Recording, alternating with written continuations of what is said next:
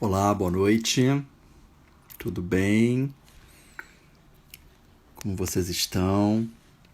Vou começar. Estamos iniciando aqui mais uma live depois de uma semaninha, uma semana de folga. Dei folga para vocês, um pouquinho de mim mesmo.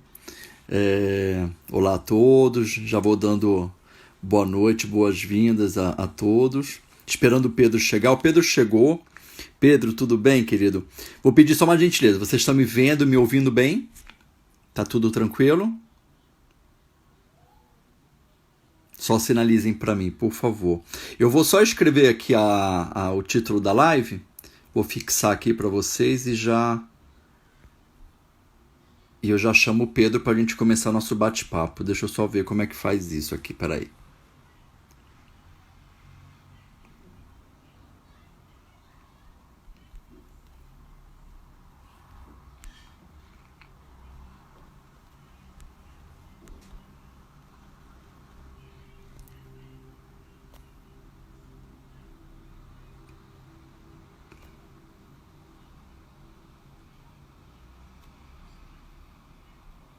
Pronto. Aí, fixado. Ah, que bom, ó. Que bom. Então tá bom. Pedro, eu vou chamar você, tá?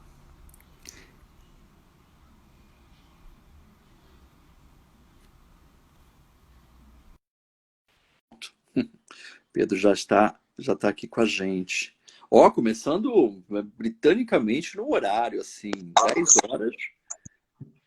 Tudo bom? Oi, querido, boa noite. Olha, deixa eu até vir aqui um pouquinho mais a câmera que eu fico com a cara enorme na tela. Tudo bem? Tudo bom, você? Como vai, Breno? Tudo bem, tudo bem. Quanto tempo a gente se falou a gente se falou esse ano ainda, né? No comecinho do ano, e depois veio a pandemia, a gente não se falou mais. Eu ia lá na universidade onde você dá aula para falar com os alunos sobre o tema do LGBT idoso, né? Daí É acabou bem. que veio a pandemia Mas enfim, estamos aqui agora e vamos fazendo o que é possível, né? Fazer, É né? lógico.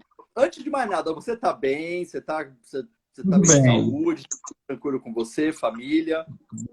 graças a Deus. E vocês? Como estão Ah, aí? por aqui também, né? Assim, diante da situação, a gente sobrevive e a gente vai tentando levar a vida, né, da melhor maneira possível, né? Então, por isso até que eu tô aderindo às lives, porque passou a ser uma boa forma também de eu aprender, me preencher, ocupar esse espaço que eu acho que é importante. Então, enfim, estamos Sim. aí. Sim, sim, e ver a saúde mental, né, que nesse momento é o mais importante, né, para aguentar tudo isso, tem que ter muita Muito, saúde mental. muito, Pedro. Você sabe que, inclusive, eu estava até pensando isso hoje, a vontade que eu estou de fazer uma live para falar um pouquinho sobre os cuidados com as pessoas, com os profissionais da área da saúde, né? Porque eu acho que nunca foi tão necessário a gente discutir saúde mental como nos tempos atuais, né? E como vai ser bastante importante depois disso tudo também, né? Sim, porque vão ficar muitas sequelas, infelizmente vão ficar muitas sequelas. Bem, deixa eu fazer o seguinte, deixa eu começar oficialmente só contando uma historinha do Pedro e aí eu vou passar a bola para você se apresentar, que eu acho que é mais honesto você mesmo se apresentar do que eu ficar, senão eu vou ficar rasgando seda para você também, ficar elogiando porque o Pedro antes de mais nada, eu não conheço o Pedro pessoalmente, conheço o Pedro virtualmente e acompanho o trabalho dele já há muito tempo. Nós escrevemos alguns anos atrás para uma revista, né, Pedro? Sim, O Mundo Mix. A gente escrevia para um blog, para falar a verdade, né? Era uma revista sim. virtual. E foi onde eu comecei a ter os primeiros contatos com o trabalho do Pedro. Então, de lá para cá, isso deve ter o quê? Uns 6, 7 anos, ou até um pouco mais, né?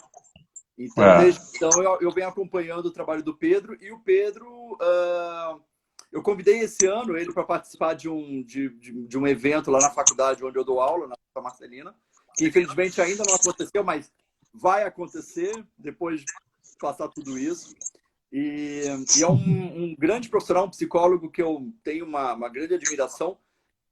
Tem trabalhos excelentes, que inclusive é o tema da live de hoje, que é sobre homofobia internalizada, que eu aconselho muito quem tiver possibilidade de ter contato com os trabalhos do Pedro, é espetacular. E aí, nada mais justo do que convidar o Pedro para poder falar um pouquinho sobre isso. Mas apresente melhor, querido. Fala um pouquinho mais sobre você.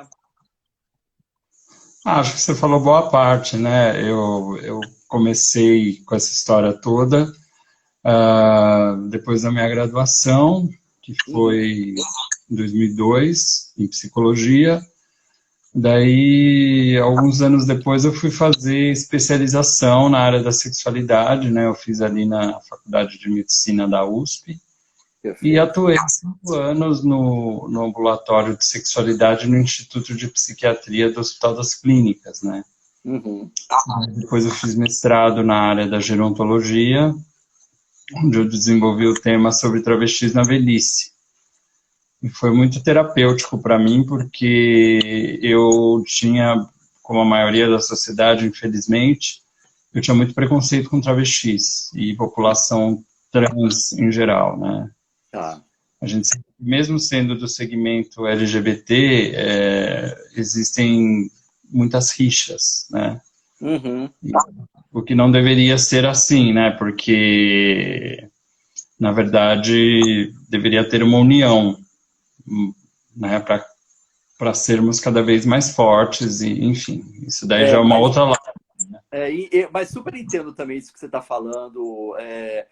Principalmente se você fizer esse recorte, em especial pensando na travestilidade, tem um certo distanciamento mesmo, inclusive, eu acho que até da própria comunidade LGBT, em olhar com mais atenção para travesti.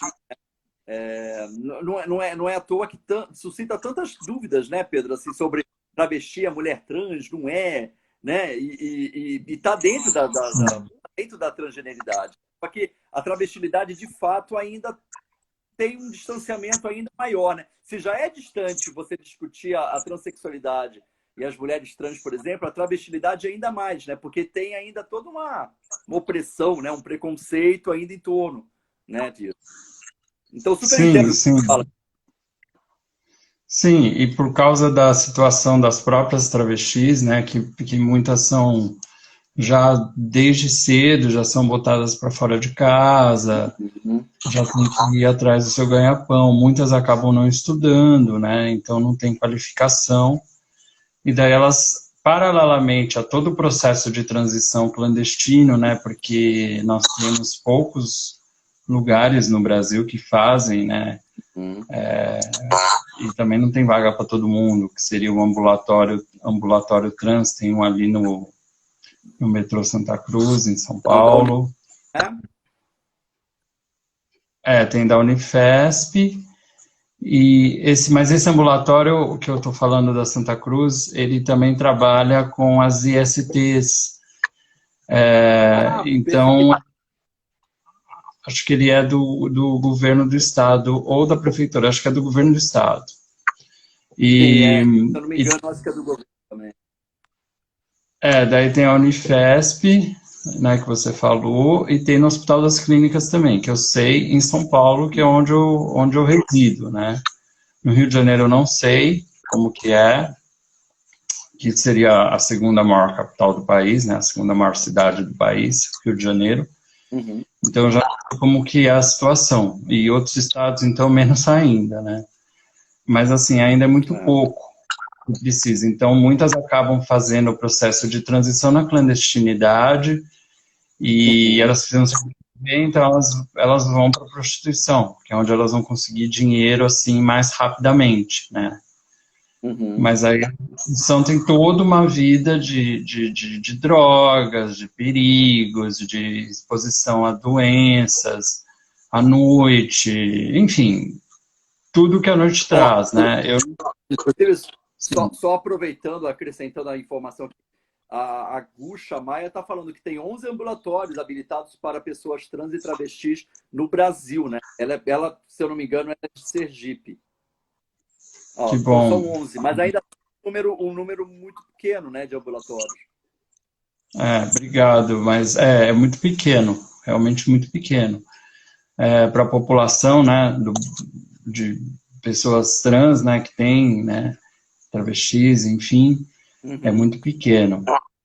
E daí elas acabam indo para a rua, elas e eles, né, porque os homens trans também, né, os homens trans que pouco é falado, né, muitos também precisam se prostituir, né, para viver.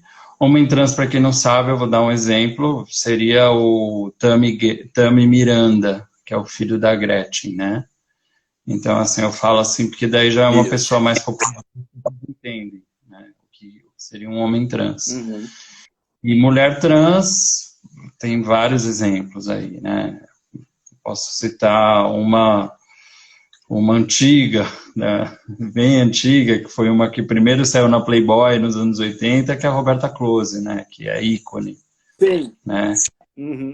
Hoje já está idosa, já é considerada idosa, né?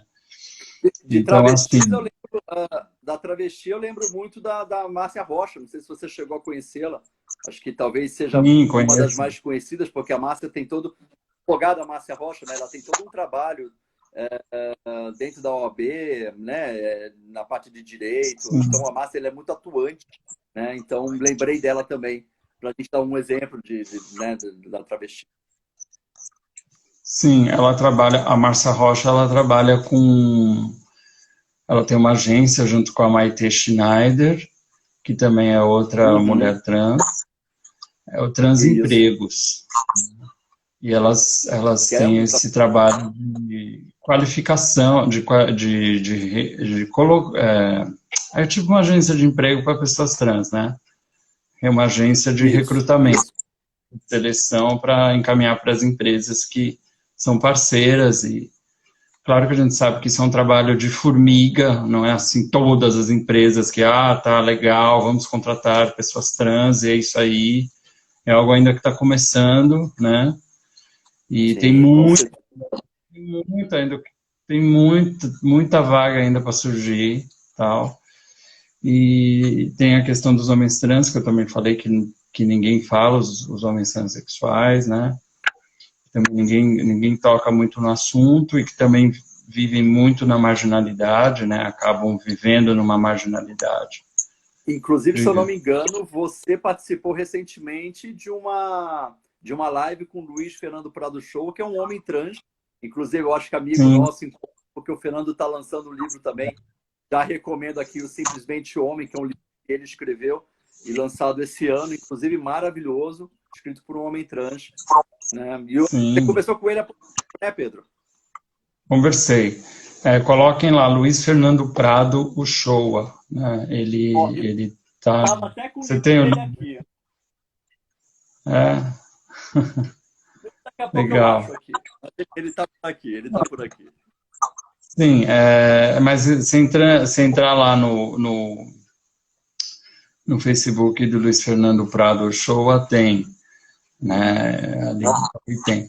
Então, assim, tem toda essa situação e dessas pessoas que acabam vivendo vidas precárias, né, porque não são amparadas por políticas públicas adequadas, em número suficiente, tudo está muito embrionário ainda, né, no nosso país.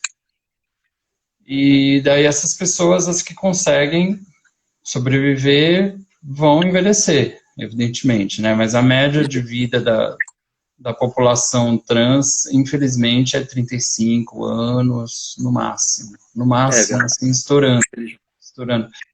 Inclusive, segunda-feira, nós perdemos uma militante muito atuante.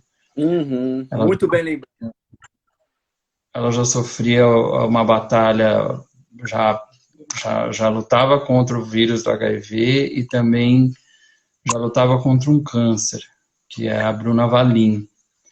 E ela era muito importante, né, porque, enfim, mas o que ela fez com certeza vai ficar, porque uma militante muito importante, assim, para a causa, sabe? Muito importante, Bruna Valim.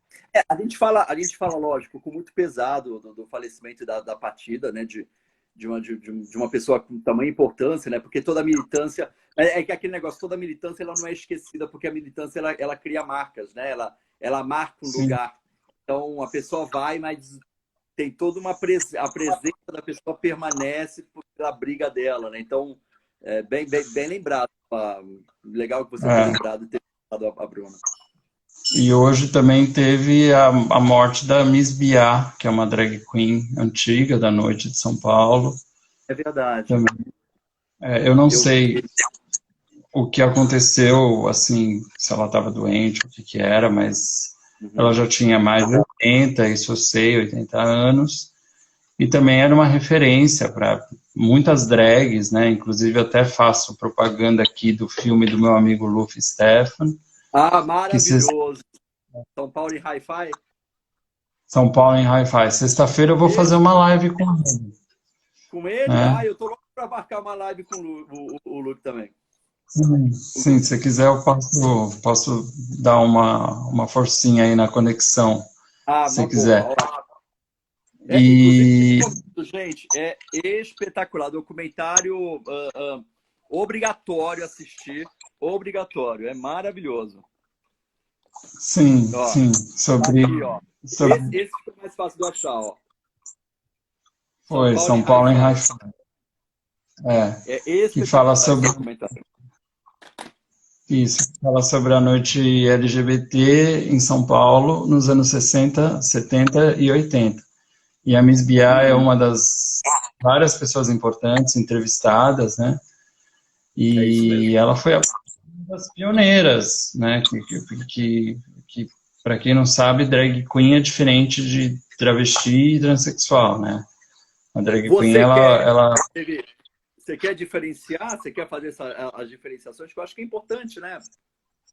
Sim, sim. A drag queen é o que antigamente se chamava de transformista, né? Então é mais por um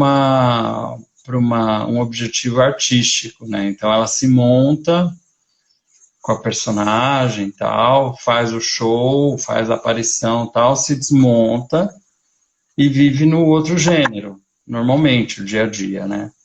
Agora, a travesti e a transexual, elas vivem no gênero feminino, no caso, né? E o homem transexual, ele vive no gênero masculino.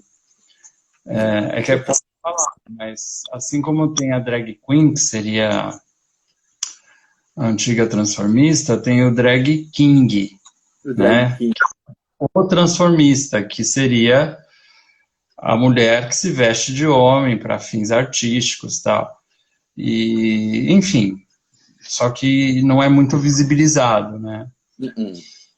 E daí temos essas perdas e tem a questão da velhice, do envelhecimento também, que foi o que eu trabalhei no meu mestrado, que foi sobre as travestis na velhice. Eu entrevistei 3 travestis, uma inclusive já morreu, que é a Fedra de Cor, que era uma travesti da companhia de teatro dos Sátiros, ali na Praça Roosevelt.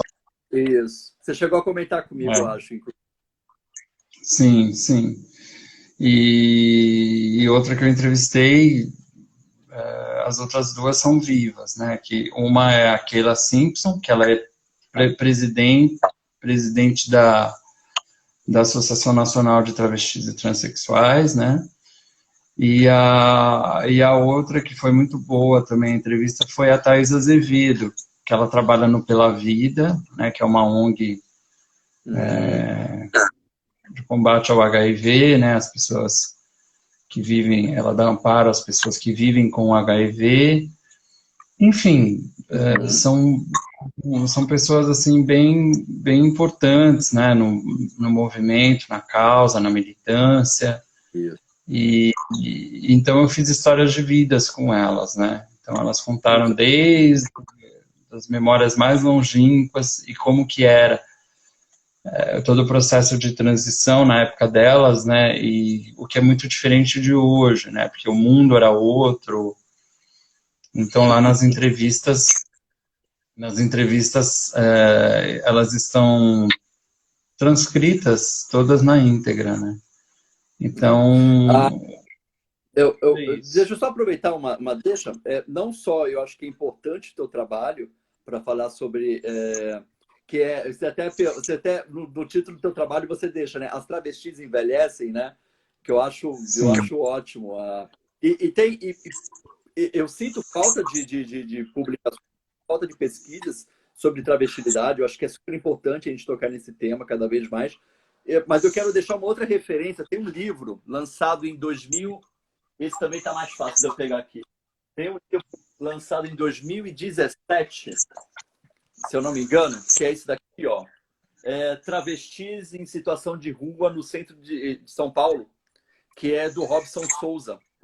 Do Robson Santos, melhor dizendo, desculpa. O Robson, ele é assistente social e ele foi também fazer um trabalho muito, muito semelhante ao teu, de entrevistar também e contar as histórias, né, de algumas travestis. E aí ele também escreve esse livro. Então, eu acho que são duas grandes referências, não só o teu trabalho, mas o do Robson também deixa aí como indicação, ó, travestis Sim. em situação de rua. Conhecia esse trabalho, Pedro, não? Não, eu até agradeço, não conhecia. Depois a gente vai fazer uma pouquinho, mas recomendo. Extremamente relevante, porque a gente sabe que com a situação que está, muitas são empurradas, inclusive, para viver na rua, por causa, né, imagina agora, como que elas estão fazendo, as que precisam viver da prostituição, né? Com esse do isolamento, enfim, como é que está sendo isso tudo, né? Todo esse processo, que elas precisam trabalhar para sobreviver, né? E aí... Por favor, pode falar. Não, eu digo, e aí, né? Fica essa dúvida, né? Preocupante também. É uma população que sofre demais, assim, mas já numa situação normal, né? Imagina nessa pandemia. Esse livro que eu mostrei para vocês, inclusive, eu fui convidado pelo Robson. Nós fizemos alguns anos atrás, nós participamos. Eu fiz um curso com ele. E o Robson estava terminando o trabalho, inclusive esse era um projeto, e depois ele quis publicar, e ele me chamou para escrever o prefácio. Então, quem prefaciou o livro dele fui eu. Tive um prazer, porque é onde eu consegui ter um pouquinho mais de contato também com esse trabalho, esse olhar pelas travestis e toda essa situação também de vulnerabilidade e fragilização social também em torno delas, né? Mas eu acho que tanto esses dois trabalhos, o teu e o dele, para mim são grandes referências, então acho muito válido também. Agora, uma questão que lendo o teu trabalho, e gente, eu tive o privilégio de poder ter contato com os dois trabalhos do Pedro, inclusive. Lendo o teu trabalho, eu me peguei assim pensando, você vai enveredar todo um olhar para o envelhecimento, né? Você vai discutir esse processo de envelhecimento. Como é que o que você buscou no teu trabalho? Isso foi pensando um pouco no teu próprio envelhecimento também? Porque na verdade eu tava fazendo a minha especialização lá no Hospital das Clínicas e assim, e eu queria falar sobre o gay idoso, né, já naquela época. Só que como era um trabalho de especialização, eu tinha que escrever uma monografia e tinha pouco tempo para fazer, eram alguns meses só. E daí meu orientador falou assim, olha, leve esse tema para um mestrado que você vai ter mais tempo, inclusive vai ser até melhor, né? E eu levei, só que daí quando eu cheguei lá na PUC para fazer porque lá tem um programa de gerontologia, que é um programa, inclusive, multidisciplinar. Então, qualquer pessoa de qualquer área de formação que tem alguma questão com a velhice, com o envelhecimento, pode, né, fazer um mestrado ali. Para você ter uma ideia, tinha uma colega que era delegada, que estudava violência contra o idoso, que ela era da área do direito, né? Então, assim, por causa disso, porque é muito enriquecedor. E já tinha um sociólogo fazendo sobre gays idosos. Daí eu não quis repetir. Porque eu falei assim, ele tá fazendo também, meio que me deu uma brochada, assim, sabe? Deixa eu fazer diferente. Não queria também entrar nessa coisa de competição, entendeu? Deixa eu ver quem faz. Porque também o enfoque dele é diferente, era sociológico, né? Embora o meu trabalho seja muito sociológico, por causa da minha orientadora, que Elizabeth Mercadante é uma antropóloga, né? Então, teve isso. O teu trabalho Ela é sociológico antropóloga. é histórico, viu, gente? O Pedro, ele também tem um olhar muito para a historicidade, né? Eu acho que você Sim, também tem um olhar muito da história também. Eu acho muito importante isso. sim, sim, porque a gente vai vendo como é construída, como são construídas as coisas, né? A gente pensa que tudo caiu do céu, assim, simplesmente foi dado desse jeito, né? E não, aquilo teve todo um processo de construção, né? Não foi sempre assim. Resumindo, né? Não foi sempre do jeito que é. Para a gente chegar onde a gente está, teve toda uma trajetória de construção para a gente ter o mundo que a gente tem hoje, né? Só estudar a história, né? Assim. Enfim. E temos que estudar a história cada vez mais, inclusive. Cada vez mais, é. Mas isso é outra live. E talvez até com outras pessoas. Não sei, eu não me sinto competente para falar. Mas assim, daí eu fui passeando pelas letrinhas, né? LGBT. Quando chegou no T, eu falei, nossa, mas não tem nada sobre travestis, transexuais, fui pesquisar tal. E não realmente só achei um trabalho de uma antropóloga de Santa Catarina, Mônica Siqueira, que ela teve que sair. Depois eu baixei, consegui baixar em PDF e tal, ler. Isso em 2008. Ainda era meio complicado baixar em PDF certas coisas tal. Não era tão simples de achar como hoje. E daí ela conta, como antropóloga, ela conta que ela teve que ser, porque ela é da Universidade Federal de Santa Catarina, ela teve que ir ao Rio de Janeiro para entrevistar. Ela entrevistou, acho que umas 7 travestis idosas, né? Lá no Rio de Janeiro tem bastante e tal, muitas eram ligadas ao movimento artístico também, tem a Rogéria, né? Tinha, que também faleceu. Sim. Rogéria. Muitas eram da geração da Rogéria, trabalhavam no show business, né? Porque tinha toda aquela coisa nos 60, nos 50, teatro de revista, enfim, vedetes, enfim, coisas que a gente não viveu, mas a gente sabe, né? Por pesquisa, por estudo tal, e por relatos, né? Lógico. E, enfim, e tudo isso. Então eu fui fazer essa pesquisa, né? Daí fiz a pesquisa, demorei para achar pessoas para entrevistar, foi muito difícil, né? Mas a primeira que eu consegui contato, porque na época eu escrevia para a G Magazine. Ah, tá, perfeito. Você chegou a escrever para a G Magazine também? A gente era colega lá, lembra? É verdade, então, porque depois a gente escrevia na G e depois passou a gente escrever. Você escrevia na Júnior também? Na revista Homem. E tinha o site, que era o Mix Brasil. O portal Mix Brasil. Isso. Que também a gente escrevia no portal Mix Brasil, escrevia na G Magazine, até a G Magazine acabar, que foi acho que em 2014. E quando eu estava fazendo o mestrado... o mestrado eu terminei em 2010, que eu defendi, né? E publiquei em 2013, em forma de livro, né? Mas o mestrado, quando eu estava fazendo, eu lembro que eu estava lá na G, não sei se você ainda estava, se você estava, enfim. Eu acho que sim. Em 2008, mais ou menos, e daí o editor de lá é muito meu amigo, né? Tal, até hoje, eu tenho contato tal, esporádico, assim, bem esporádico. E ele tem o contato da Rogéria. Daí eu falei com a Rogéria. Só que eu falei mais informalmente. Eu até combinei de entrevistá-la lá no Rio de Janeiro e tal, mas acabou não dando certo. Era ano de Copa do Mundo, foi o ano da Copa que o Brasil perdeu lá na África do Sul.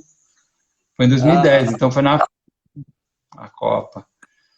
Nem me lembro quem foi, mas eu sei que o Brasil saiu fora também, em 2010. E daí a Rogéria gostava muito de futebol.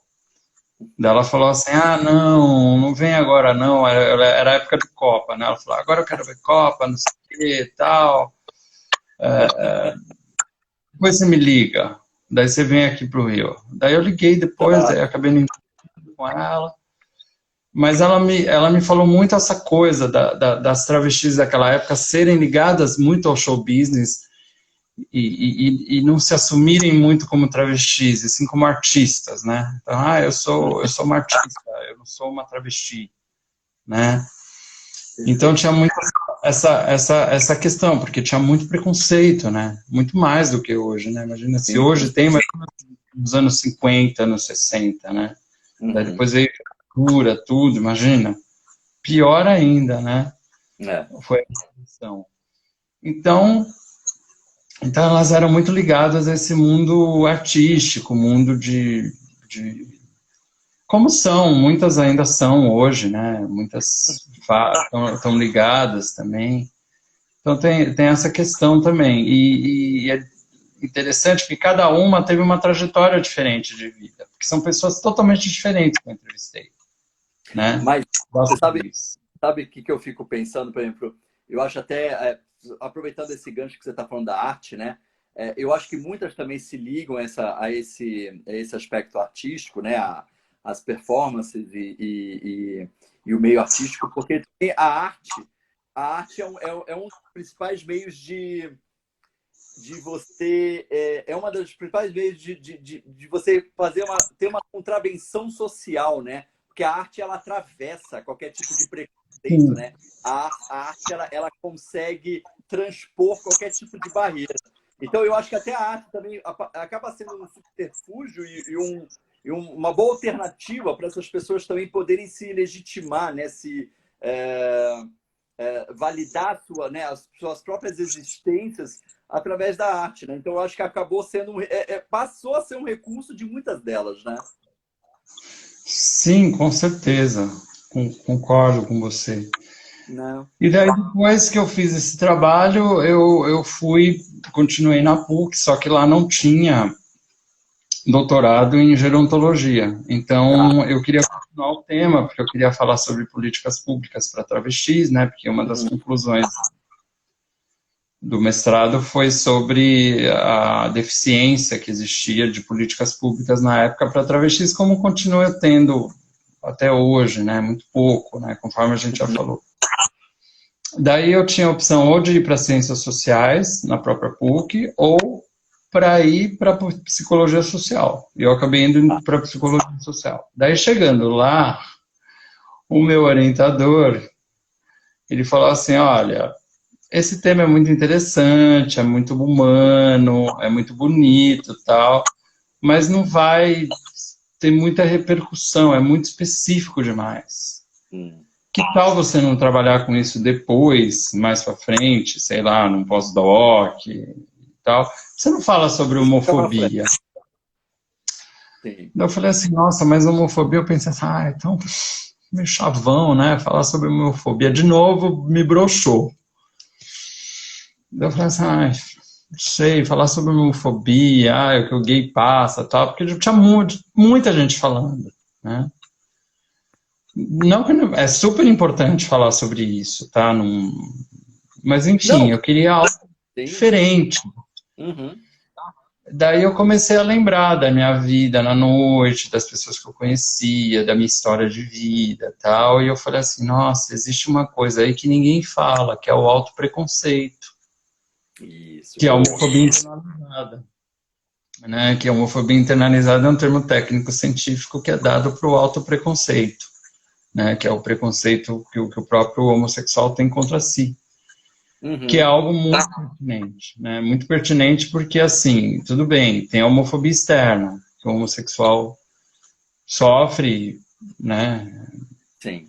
Mas a própria homofobia, porque como nós fomos criados numa sociedade homofóbica, a gente também, nós, né, todo mundo, independente da orientação sexual, é homofóbico. Mas quando isso acontece com o próprio homossexual, é chamada de homofobia internalizada. Isso. E aí isso me fez lembrar que recentemente teve aquele, eu não sei se ele é presidente ou representante daquela Fundação Palmares, né? Sérgio... Eu esqueci o nome dele também. É Sérgio alguma coisa, né? Bom, enfim, e ele falou que o movimento negro é escória, que só tem vagabundo, enfim. E foi Aí vinculado você... hoje estavam falando sobre isso, inclusive na TV, estavam falando sobre isso. Sim, alguma coisa Sérgio, o nome dele. Pessoal, ajuda aí, quem souber, por favor, nas mensagens. Mas, assim, isso é só para dar um exemplo que ele sendo um homem preto, né? Uhum. A gente fala preto e não negro mais. Não, mas você sabe que muitas pessoas da comunidade, muitas pessoas pretas, elas dizem, olha, eu prefiro preto do que, né? Mas é sempre importante, assim, na dúvida, sempre perguntar, né, como é que a pessoa prefere ser, como é que ela Sim. prefere ser chamada, né, negro, preto, mas eu conheço Enfim, muitos que me autorizam a falar, Breno, pode falar preto que não tem problema, eu prefiro. então, mas é só um exemplo, porque Sérgio ele é, Camargo, estou lembrando aqui, ó. Obrigado. é, é, e justamente por ser preto, ele tem, claramente dá para perceber que ele tem um racismo internalizado, Perfeito, né? também acho. Então todas as minorias têm o internalizado, ou seja, a pessoa que é daquela minoria, assim como tem o gordofóbico internalizado, né? Enfim, todas as minorias têm o seu... Porque, imagina, ela passa a vida ouvindo que ser do jeito que ela tá errado, é feio, é ruim, é escória, é marginal, é promíscuo, é não sei o quê, é satanás, enfim, vários adjetivos negativos, né? Ela começa a acreditar naquilo. Fora os bullying, né? Todos que ela sofre na escola. Eu lembro que Sim.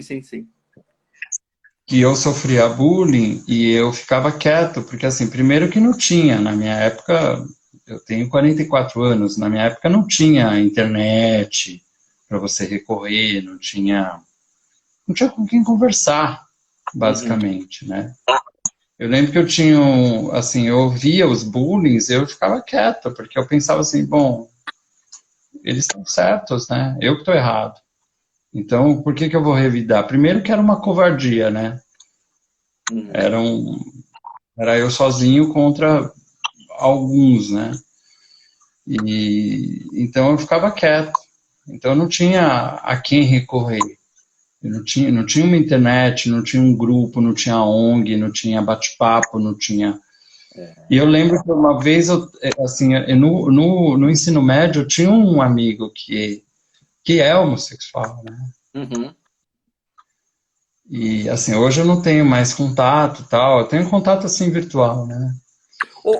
Pedro, você acha, inclusive, partindo dessa tua ideia, essa tua trajetória para chegar ao debate da homofobia internalizada, você acha que assim como o racismo, você citou o Sérgio Camargo, né, que talvez tenha de fato um racismo internalizado, você acha que a homofobia, assim como o racismo, ele também é estrutural? Existe Totalmente. uma homofobia estrutural? Totalmente. Para você ver, né, por exemplo, que eu estava contando, esse colega meu do ensino médio, que na minha época chamava colegial, né, Uhum. eu não conversava com ele sobre o tema, porque primeiro que eu não me aceitava, eu sempre achava que era uma fase e que aquilo ia passar. Tá.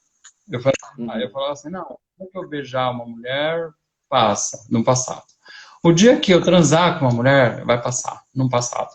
O dia que eu namorar com uma mulher, isso vai passar, não passava.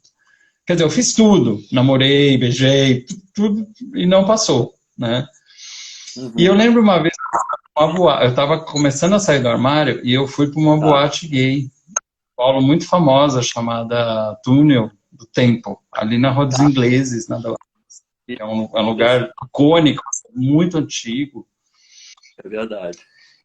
E já várias gerações passaram por ali de Ali, homossexuais, né? travessa ali da Brigadeiro, né? Da Brigadeiro Luiz Antônio, ali no Bexiga, né? Isso. E, Praticamente. No Bexiga. E daí eu lembro que eu encontrei com esse amigo, depois a gente já tinha saído da escola, já, enfim, eu já estava na faculdade, ele também estava no caminho dele de vida, enfim. E eu encontrei com ele lá, eu encontrei assim, não, eu vi que ele estava lá. Eu não sei se ele Tá, me viu. Você acredita que eu fui embora? Fui embora, porque eu tinha sério. uma grande vida internalizada, né? E seria um grande momento de chegar nele e falar assim, puxa, cara, tá vendo nós dois aqui? Desde a época do colegial, eu queria ter tido esse papo com você, mas eu não tinha coragem, não sei o quê, como é que tá sendo para você? De compartilhar aquela situação, né? Porque ali não tinha como negar, né? Mais nada, né?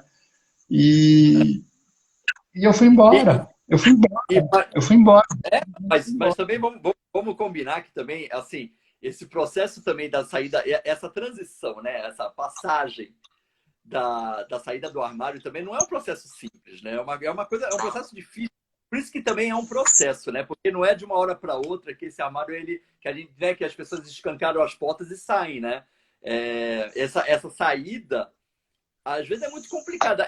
Inclusive, eu tô até lembrando, eu tô falando isso para você, eu tô lembrando daquele livro da Eve Sedgwick, a Epistemologia do Armário. Ela vai falar justamente isso, né? Sim, É, sim. às vezes o armário mesmo sendo um ambiente hostil e agressivo, né? Ele é castrador, ele é violentador, mas ainda em algumas situações ele é um lugar que as pessoas permanecem até se sentirem seguras para sair, né? E às vezes não só seguras, mas se entenderem também, né? se compreenderem também, né? Compreenderem esse afeto, esse amor, esse desejo para poder fazer essa passagem, né? Então também não é um processo que acontece tão rápido, né? Às vezes tem pessoas, inclusive, que não preferem não sair, né? E eu super entendo Sim, também por isso, né? sim, sim. Tem pessoas que preferem não sair. E daí a gente também faz um link com o tema, né, do LGBT idoso, né, que É, muitos eles já cresceram numa sociedade tão homofóbica que mesmo hoje em dia não saem mais, não. verdade. E mesmo quem é homossexual tem essa questão também. Tem momentos que você tá fora do armário, tem momentos que você tá mais para dentro, porque tem situações, né? Tem situações que não vem ao caso você tá fora do armário. E não é por uma internalizada, é porque não vem ao caso você. É que nem o hétero, que ele né, vai na padaria, então, você me vê 3 pãezinhos, então, eu sou heterossexual, viu?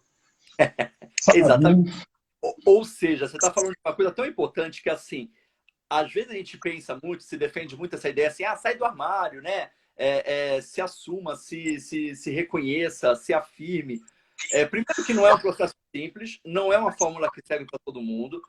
Mesmo essa passagem, né? Você vê que eu falo muito em passagem, porque mesmo essa passagem para fora do armário não quer dizer que às vezes a pessoa também não retorne para ele em determinado momento, né? Sim, Pode acontecer. sim. E eu acho que tem tantos contextos aí que a gente tem que levar em consideração, né? Porque a opressão do mundo, às vezes, é tão violenta que permanecer dentro do armário ainda é mais seguro do que fora dele. E tem toda a questão também de religião, de família, Sim, de, sim. de trabalho, né? Tem ainda ambientes profissionais que demitem a pessoa. É Não vai ser verdade. claro, porque é feio hoje em dia você falar assim, olha, eu tô te demitindo porque você é gay, tá? Não vai falar assim. Mas vai ter sempre aquela coisa, sabe o que que é o corte da empresa, sabe o que que é o Covid, sabe o que que é, não sei o quê, redução E de ainda custos. isso. Então, assim, uma coisa sutil, eu conheço vários casos, né, de pessoas que foram perseguidas mesmo, né, infelizmente, porque... Mas daí a empresa paga de diversidade, né, porque também é bonito ser diversidade e ter funcionários da diversidade, não sei o quê, mas na prática mesmo a gente vê que existe uma hostilidade ali, né, que É, não é uma...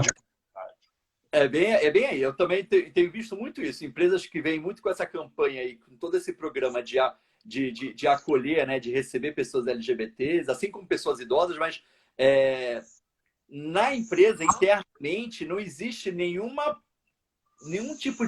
prática respeitosa ou relações de respeito ali, né? É só uma mera fachada, às vezes, internamente, a violência e o preconceito continuam e são perpetuados, né? A famosa propaganda enganosa, né? Ela faz aquilo para receber títulos, né, de empresa legal, mas... E até está sendo falado aí, por que a gente precisa, quem é gay, precisa se declarar se o hétero não precisa, né? É isso aí.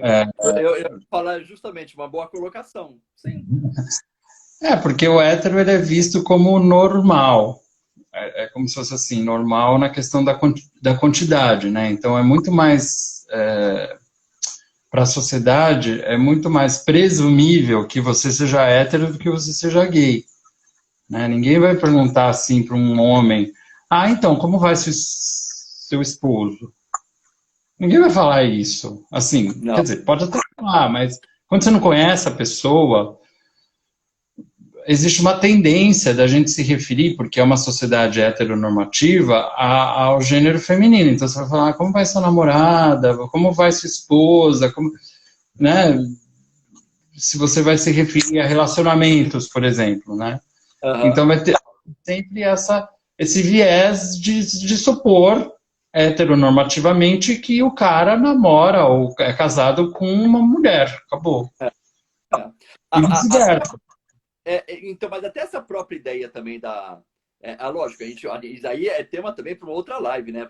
Falar sobre heteronormatividade, que dá um tema belíssimo, mas a gente também considerar que o normal, o aceitável, ou o padrão e a normativa parte sempre de uma heterossexualidade, uma heteronormatividade, também é uma grande falácia, porque a heteronormatividade, ou essa ideia de um relacionamento relações heteronormativas, elas surgem muito depois do advento também do cristianismo, que vem construir toda uma ideia de pecado, né, de errado, relações entre pessoas do mesmo gênero. Porque antes disso, né, se a gente for pensar na Grécia Antiga, era extremamente comum homens se relacionarem, né, com outros homens e essa ideia de pecado, de sujo, de errado, isso vem depois a posteriori, né?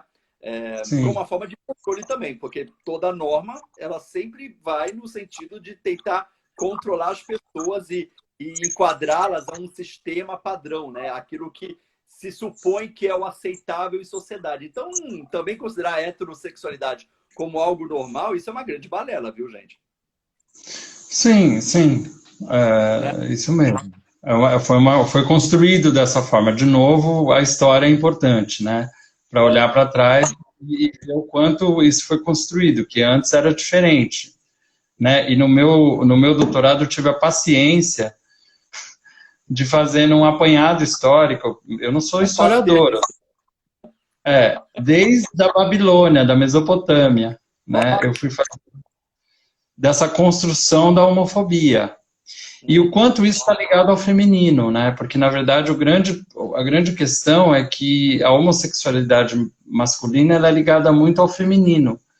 Porque como é que pode, na cabeça dos cientistas, né, e da sociedade, um corpo masculino, um corpo de macho, né, biologicamente macho, se atrair por um corpo de um outro macho, né? Então ele tem que ter elementos de feminino nele. E como a nossa sociedade ela desqualifica o feminino e exalta o masculino, né?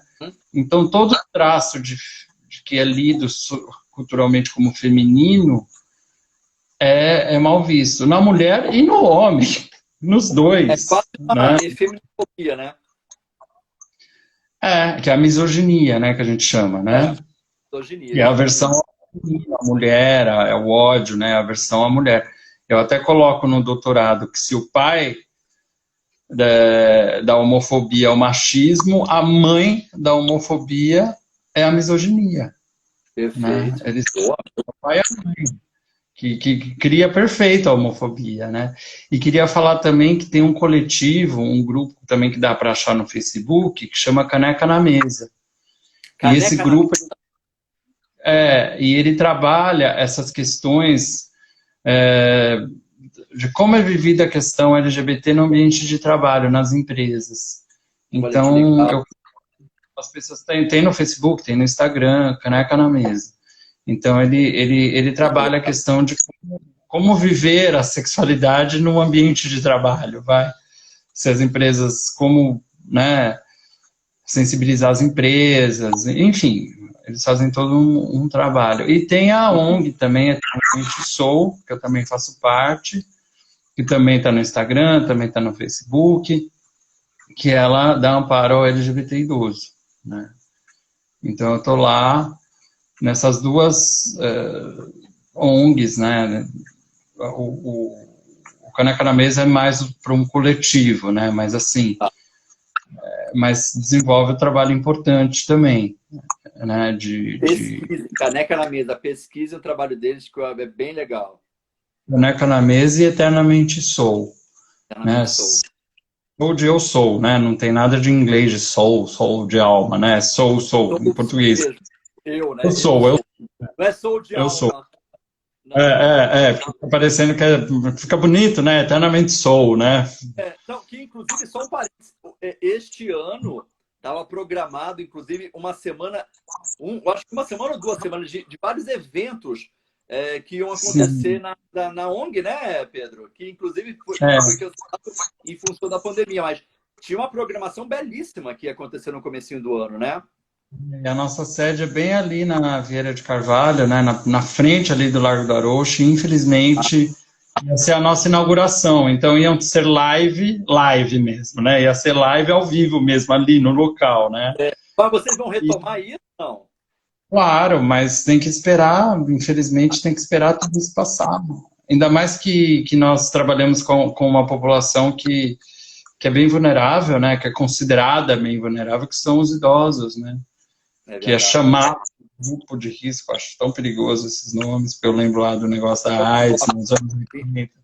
Putz, perfeito. Inclusive, quando começou esse negócio de Covid, falar em grupo de risco, eu já falei, gente, eu estou vivendo, parece anos 80 de novo, né? Tá falando em grupo de risco, quando começou lá atrás a questão do HIV, eu falei de novo, né? Esse papo de grupo de risco. Gente, ideia é estigmatizante isso.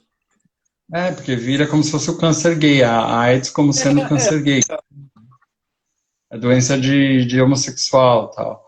Como está até hoje, se pensa assim. Quase 40 anos depois da explosão do HIV no mundo, se pensa assim, infelizmente, né? Isso quer dizer, são vários temas para várias lives, né? E eu quero deixar também registrado, eu estou preocupado com o tempo,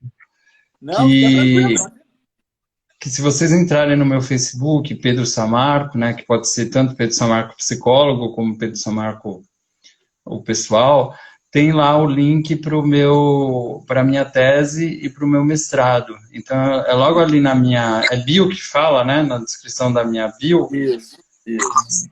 Biografia, tem ali rapidinho, já de cara, já tem mestrado, doutorado, que na verdade, não deixa de ser o link da biblioteca da PUC virtual, né? Para baixar em PDF. Não, só para tirar dúvidas, o pessoal perguntou aqui se vai ficar gravada a live. A live não só vai ficar gravada, eu vou jogar depois na minha página. Eu vou colocar aqui agora, tem o meu site, o www.brenorosostolato.com.br. Vou colocar o link lá no meu site e na minha página do YouTube também. E aí todas as referências do Pedro aqui. Depois, Pedro, me passa teu site, que aí eu vou disponibilizar tudo nos meus links, tá? No site. Eu te passo, sim. Eu te passo daí para o pessoal consultar. E fica no IGTV também do Breno. Fica no IGTV do Breno.